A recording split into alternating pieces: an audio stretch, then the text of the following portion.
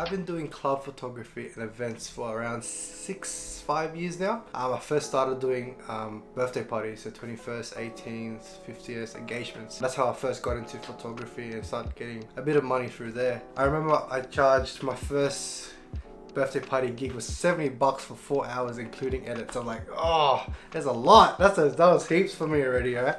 But now I charge a bit more. So in this video I'm going to teach you the tips and tricks that I use, all the gear, equipment that I use for my club and events photography.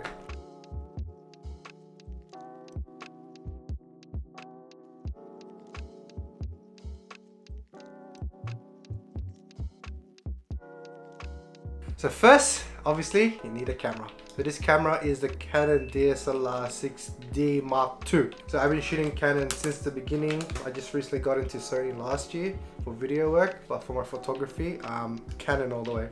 So this is the 6D Mark II. So this has a flip out screen, good for shots of the crowd like this. Cool, obviously you need that. Second, you'll need a lens. This is the old 17 to 35. So they stopped making this like freaking ages ago, and they made the 16 to 35 Mark 1, Mark 2, now they're up to Mark 3. I even think even Mark 4 now. No, Mark 3, corrected. Then you pull up the stats. So this is the L series, you can tell by the red ring. So this is a nice wide to medium focal length. So 1735 f2.8. So that f2.8 will let in a lot of light. This is very crucial, especially when you're shooting at night time in the club or in a hall where it's dark and not much light, okay? So this is ideal. 17 is not too wide that it gets to get fisheye. It's just nice, so get that. 1735. Most important is the flash. Wrong way, is the flash. So this is a 600E XRT flash for the Canon. So this is my go-to flash. I do have the older 430 and some cheap third parties. So why this flash? This flash has ETTL. ETTL stands for evaluative through the lens. So this means that it shoots a pre-fire flash and it estimates or guesstimates the power that it needs to output for the photo to be correctly exposed. It's better than a manual lens, the cheapy manual lenses. So because with the cheapy manual lens, you always have to fiddle with the output power, okay? With this one, this red little infrared, I don't know what infrared, Bluetooth, whatever it is, rainbow tooth, and then you pull up facts. So it judges, it pre-fires a small little flash, and then it judges the surrounding and the subject of how much power it needs to put out, okay? Okay, so this flash does come with a white card to bounce your light off, okay? But I do recommend one of these, okay? So this is a modifier, so you open the strap, and this just slides onto the top. Okay, so this slides onto the top, and then you just strap it. Dac, why are you using that? It looks weird, like it doesn't look cool. You're meant to be a cool photographer. This is cool, alright? The images will be cool, that's the main thing. So with this, without this actually, you just shoot straight up, okay? You shoot up, hit the ceiling, and it'll bounce back down, creating that big softbox kind of effect on the subject, okay? But if you attach this, so when you attach this, it still shoots up. So it's still allowing the light to pass through the top, hitting the ceiling, back onto the subject. But it also creates light coming out of the sides here. So what that does, it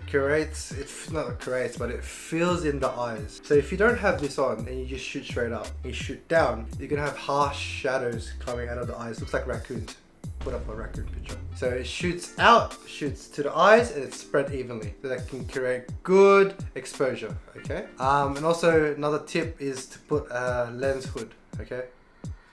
So this is not the right lens hood. Actually, let me get it. So this is the 24-70 Sigma.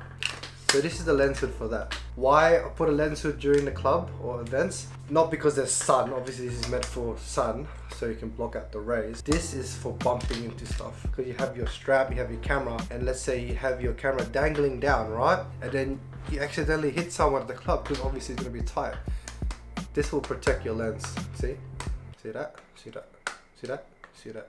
See that? Even if it's spilled, like someone spills something on you, it will hit the hood before it hits the actual element of the lens. Okay, gear done. Okay, now settings, camera settings especially. What I usually go to as a standard base with my lens, so let's pop on the lens. Oh Daryl, you exposing the camera and the lens. You can clean it, guys. It's okay to expose the sensor, okay, and the elements. It's all good. Okay, so that's my setup, okay? Settings. So if I'm shooting at 17mm, I always want to go double with my shutter speed. So shutter speed always has to be double of the focal length. If you're at 17, you shutter speed at 1/40. Okay, so I usually tend to go around 1/80, 1/100 in a club situation. Why? Because I still want the subject to be fairly focused. As in, when they're moving around, I still want them to be not shaking. Okay, if you want the effect of like them to have movement, or if you want the lights to be like trailing, lights trail, you put the shutter slower. So I'd probably go 1/10 or even 1/4. Okay, that's if you want to get artsy, you want like movement. And in clubs, and the clubs that they want is just pure, everyone's in focus, the lights is all evenly spread out. Next is f-stop, so your aperture. So I said earlier, my lens goes up to 2.8 and beyond. So f2.8 is my aperture. That is probably 80%, 90% of what I shoot in, okay? Why 2.8? That we said before, oh, you want everyone in focus. That is correct. But 2.8 lets a lot of light in. But Daryl, using a flash anyway. Correct again, my friend. The issue with that is I don't want to use my flashes full power all the time. So I don't want to use it 1:1. I don't want to use it all the time. Why? Because I don't want the fast recycle rate. If I use this 1:1 full power all the time, the recycle rate of this flash will drop. I'll have like a 1 to 2 or 3 second before I can click again and this will fire. If I have a 2.8, I can get a lot of light in without sacrificing the power on this flash. With clubs, you don't have big groups, right? You don't have groups of 10, 20, 15. It's mainly like 2, 4, 6, okay? So 2.8 is okay. You can bump it up to f4, but then again, your flash will do all the work. Another alternative is the ISO. So my settings for the ISO, I usually go to 640 or 640, between 640 and 1000. Daryl, why is your ISO so high? That's another reason. The flash. I don't want this batteries to die out, and I don't want it to be using full power constantly, okay? So I'm willing to sacrifice a bit of quality in the ISO rather than pumping this flash, okay? That is why I use a high ISO f2.8 and a shutter speed like that. I don't really want to use the full capacity of this flash because I want the recycle rate to be fast. I don't want it to be slow. Obviously it's still an ETTL, but if all your settings are low, this will be working harder. Okay guys, so that is my settings. That goes on the top, click it in. Obviously need a strap, Peak Design, plug that in your, hopefully get sponsored by them. So yeah, Peak Design straps. I've been rocking Peak Design for 3 years now. Very good straps. Like a seat belt. Everyone knows the feeling of a seat belt, so why not just get it for a camera?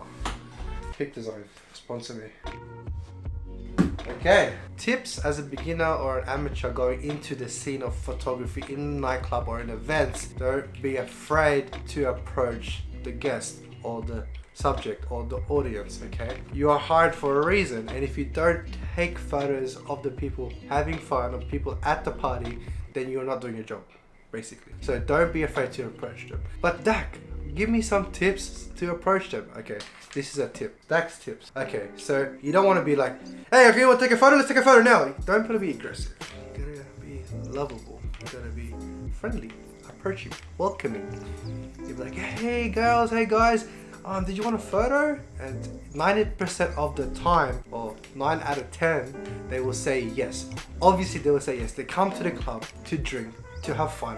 Of course they want a photo, of course they want memories. So they say yes, there you go. You take 1 shot, you take 2 shots, that's it. You don't go more than that.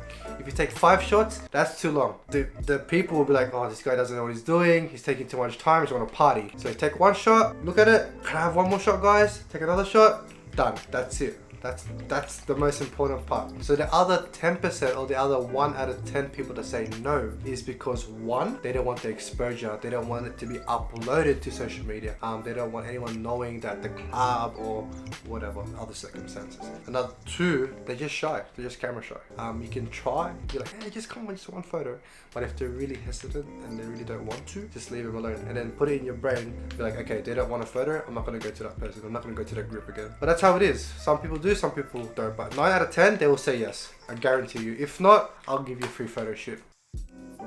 And now technique. So techniques for shooting in the clubs or an event. And my technique or my Dacs do's, make sure the guys are in the photo are having fun. You don't want them to be like,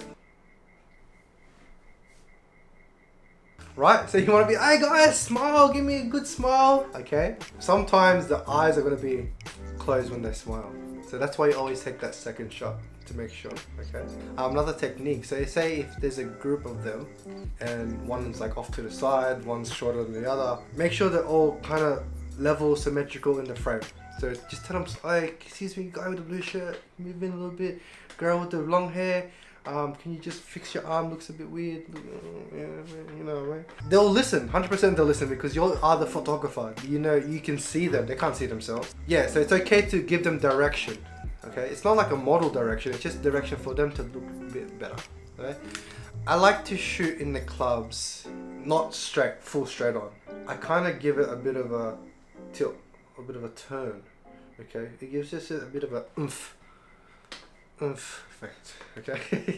You know, just it's more appealing to it's not appealing, but it catches your eye more. So a straight picture, you always see a straight picture when it's like a model shot. It's always straight. In magazines, straight. Horizontal, vertical, straight. In clubs, you want to give that a bit of dynamic and to grab the audience attention. So you tilt it a bit, right? So that gives it a bit of an effect. You don't want to be too close to the subject because no one wants to be too close to you. They don't want to see your pores. So you can just zoom out, zoom in. If you don't have that, if you have a prime lens, walk, use your feet. But you don't want to be too close to them. Arm's length, more, 2 arms lengths even. You don't want to be too close because I've had people be like, oh, you're too close. I'm like, oh, no, I'm not because I'm shooting wide. But they don't understand that. They just think if you're close, you're close. If you're far, you're far. So you just gotta feel. Another technique, I always carry a backup camera as well. So I carry just another old camera and I put a 50mm 1.4 on it. This has no flash, no flash. So with this, it's kind of my candid photo. So with this, I use it to shoot, say, a DJ. So if the DJ, obviously the DJ has a booth, right?